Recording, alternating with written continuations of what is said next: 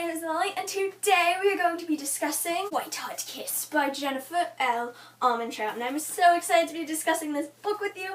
I just finished it like 2 nights ago, and it's amazing.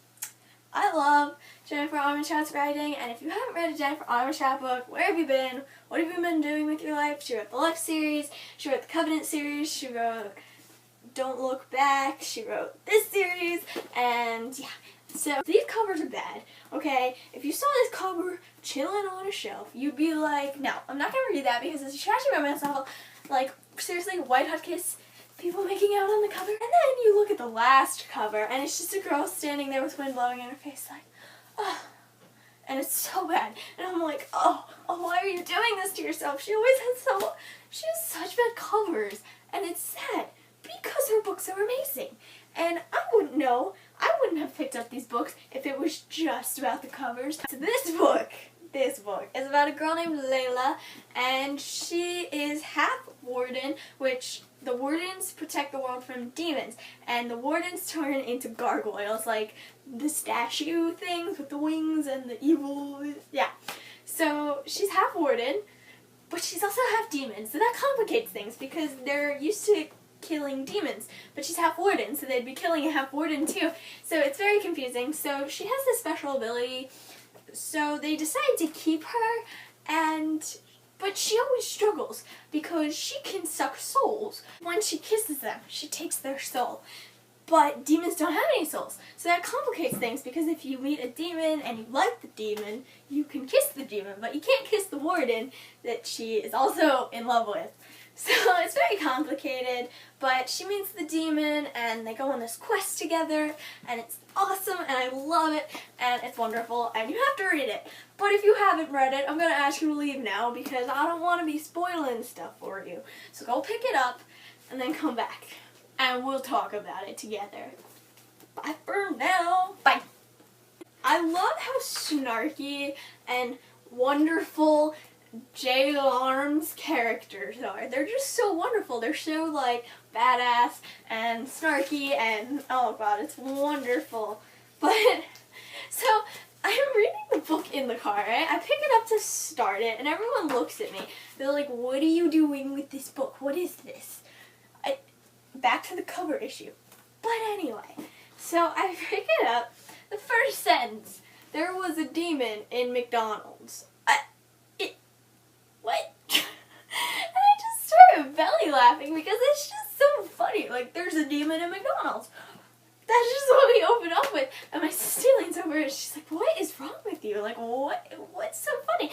And I tell her the sentence, and now she says that all the time. She's like, oh, there's a demon in McDonald's. And it's just so funny. But, yeah, I loved the first sentence. Right away, it sucks you in. It's like, what is a demon doing in McDonald's? Again, we have this soul-sucking issue that she has. She sucks souls, and it's very hard for her. It's like a drug addict. And we get this one line that's, the really, really bad and the really, really good were the most appealing, which made Eva very interesting to me. But eating the soul belonging to the most popular girl in school would be way uncool. And I just love how it's like this serious topic, and then J.Alarm is just like, oh, let me throw in some funniness. So, we have these two friends, Sam and Stacy. And, oh my god, this whole book to me was like reading a giant fan fiction, and we all know how much I love fan fictions, so it was awesome. But we learned about Sam and Stacy, and all I can picture them as is Izzy and Simon from the Mortal Instruments series, but in fanfiction form. Like the high school AUs, they act exactly like this. Oh, it's so wonderful, and I think it's awesome. And oh, it was like reading a giant fanfiction. Every time I saw them together, I was like, I ship it. Sizzy, wait, that's the wrong ship. It's stamped. Page 76, if you want to check it out. It says, the pen slipped out of my grip, flinging forward and smacking the head of a girl sitting 2 seats in front of me. She whirled around, throwing up her hands as she shot me a dirty look. Okay, so we're writing, we see Roth, and it's like, holy crap, how does the pen get flinged forward 2 rows and hit the person in the head? How does that happen? It happened in Rebel Belle as well. Like, she's writing, and then, oh, sorry, my lotion, my hand slipped. What? I am Team Roth all the way. I don't know who likes Zayn. I hate Zayn. I hate him. He annoys me so much. Like, oh God. He annoys me. And the next book is called Stone Cold Touch, so I'm assuming since Roth is in the fiery pits of hell that we are going to learn about Zayn and Layla's relationship, and I don't want to. I don't want something to happen there. Thank God she sucks souls, because otherwise she might kiss Zayn, and that would be bad. I don't like that. Let's go save Roth from hell. Like, people, come on, let's go. Can we discuss Bambi, the snake? A lot of people would be creeped out. I think it's so awesome. Like, yes, it's a little weird that it can, like, crawl over your skin and just come off whenever it wants, but it's just, I love her. I love how she protects Layla and how she's loyal to Roth up until the part at the end where she's just, like, laying her head on Zayn. I'm like, I hope you bite him. Like, and Layla's like, oh, she likes you. I'm like, no, she's not allowed to like Zayn. But I liked how in the end, I thought it was so sad that, like, Roth wasn't there, so she molded with Layla. Get this scene. I love scenes where the guy comes in and rescues the girl, but then the girl becomes badass and it's all good. So we get this scene where Peter, P-E-T-R, for some odd reason, Peter, comes and attacks Layla and is like, I'm gonna kill you, you don't deserve to be alive, blah blah blah. And it's very interesting, and Roth comes and saves her, and it's wonderful, and I love it. But so then we go back to his loft, and he gives her his clothes for her to wear, and then she is sent home after staying overnight. And I thought that was a cute little interaction, but she's sent home, and I'm like, okay, like, yeah, you have to go home, that's okay, it's okay. But they don't go over what their story's going to be. Like, oh God, it was so bad. I was like, you need to go over stuff. Have you realized Layla is a terrible liar? Have you realized she's a terrible liar? Especially when it comes to her family. So it's like, you don't even go over the story a little bit. Where were you? Whose clothes were there? What actually happened? Who saved you? They're like, oh, just a demon. Just a demon saved me. Well, what's this demon's name? I'm not telling you. Just say, I don't know. I couldn't see. I was knocked out. Say something. Say something along those lines. Oh, these are my old gym clothes in my backpack. Yeah. No, you idiot. And then she's like, I know he didn't believe me, but I'm still waiting for something to happen. I'm like, oh, why? Why are you still waiting? Figure something out. Try to oh. And then when she's just sitting at Stacy's, and the dude's like, yeah, go ahead, go. It's Abbott. He's just like, yeah, go ahead. Oh, that was easy. That was good. I'm free now.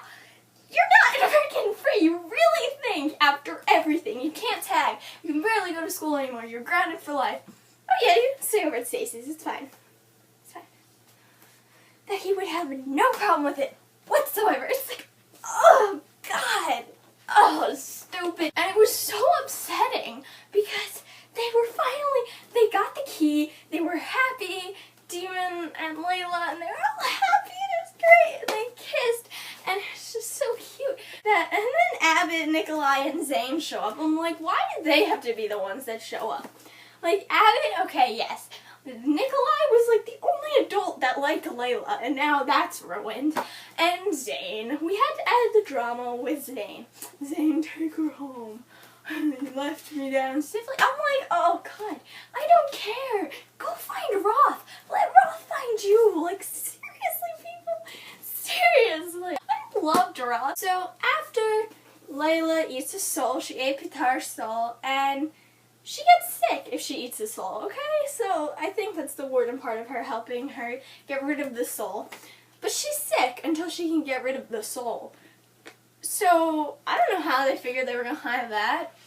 Whatever. So Zayn comes in and he's like, oh, Layla, you didn't. She was like, I'm sorry, I didn't mean to. And then he's like, oh, it's okay. It's okay. How does he not put together? How does nobody put together that it was Pitar? Because we find out that he's dead. We find out that Layla went missing at that exact time. We find out she's sick right now. Seriously, people, how do you not at least suspect that she was the one who killed Pitar? I liked the comparison Christine made about how her and Zane getting together would be like Jason and Izzy getting together. After living together for your whole entire life, you start something, you start dating. It's gross, it's disgusting, and I think that is a good comparison, Jason and Izzy. Like, could you imagine if they just started dating? No! You would think by a certain time you would start carrying a weapon with you after being attacked by so many demons. Like, you know how to fight a little bit, but you should, 1, ask to brush up on your skills, 2, learn some new skills, and 3, carry a weapon with you. I don't care if you don't know how to use it, just carry a freaking weapon with you. Because she's been attacked like 20,000 times now, and she doesn't carry around a weapon. And I'm like, what's wrong with you? Why aren't you carrying around a weapon? Learn in this book that if you know the name of a demon and have some candles, you can summon the demon. And every time I meet a new demon, hi, I'm Paimon. Hi, nice to meet you. My name is, and it's like, you're not supposed to give your name. Like, they can summon you now. And that leads me to another question. Could they summon Roth? Or is every demon in the pit of hell, like the fiery pits, not come back up? Like, because if you could summon Roth, you could get him out of there. Maybe not get him out of the pentagram, but you could get him out of the fire pits of hell. And then you could figure something else out. Oh my god. So, at the end of the book, it's like, by now it's like 11 o'clock at night, right? I'm sitting on my bed and I'm reading this book, and we realize that this demon isn't going to go down without a fight, so someone has to stay in there and hold him. So we have Zane in there trying to hold him down, and then Leo's like, no, Zane! So then Roth is like, jumps in and is like, protect her, and then he goes into the freaking fiery pits of hell with Paimon, and I'm just like, no, but this is the very sad part. This is what he says. She's like yelling, no, Rolf, no. And he goes, in that tiny moment of time, just a flicker of a second, his golden eyes met mine. Free will, huh? Damn, it is a bitch. And then he smiled. He smiled at me, a real smile, revealing those deep dimples. I lost myself the moment I found you, and I was like, no, you're not allowed to do this. He loves her, and if they don't end up together, I'm gonna be so upset, because he deserves her, and she deserves him, and they deserve to be happy together, and stupid Zane can go die in a hole somewhere. And then at the very end, we go to Roth's loft, and it's depressing. She goes back for the kittens, it's adorable, and the guy comes over, and he's like, don't worry, I'll take care of the garden. And I was just like, oh. So after those thoughts and that long video, it's finally over, guys. So let me know your thoughts on the book, and I will be coming to you guys with a new video soon. Bye.